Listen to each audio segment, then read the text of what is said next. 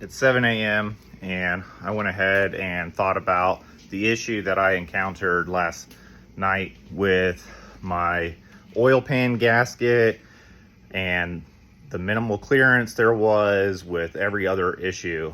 And so I've realized, you know what? I already have engine mounts because I did replace the transmission mount when I took out the transmission.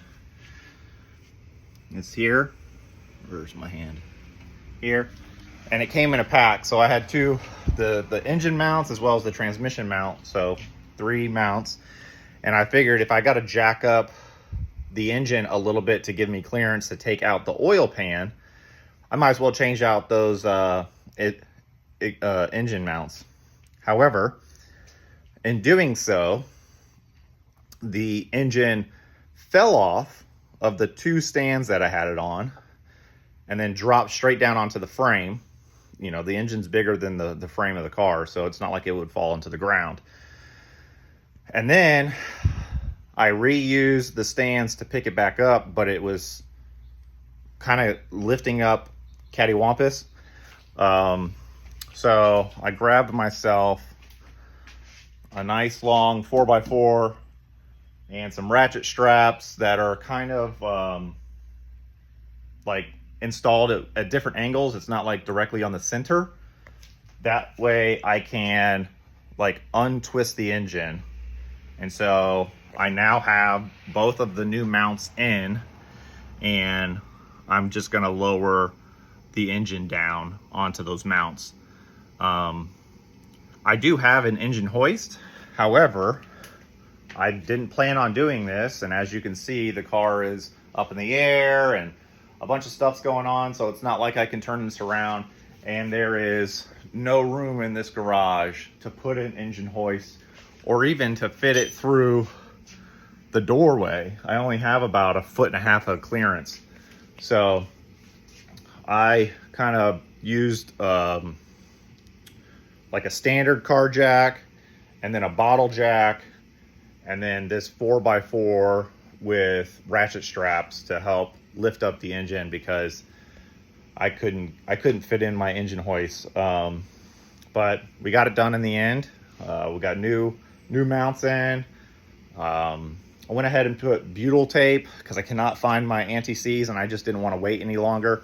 Some butyl tape between the metal parts that connect because they were like extremely rusted together. So I want to try to prevent that in the future. And so we got the new mounts in, and next step is to bolt everything in, torque it, mark it.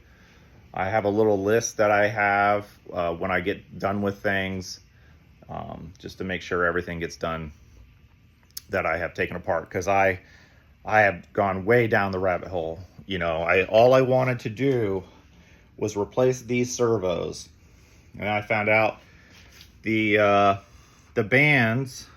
So these are the band tensioning bolts. They just kept going, so I realized that, or on one of them it just kept going, so I realized there was an issue there. Come to find out that the drum was really marred up, which then caused the band to be completely wear down to the metal. So there was no, it usually has about 1/8 of an inch of like friction, kind of like a disc brake or something like that.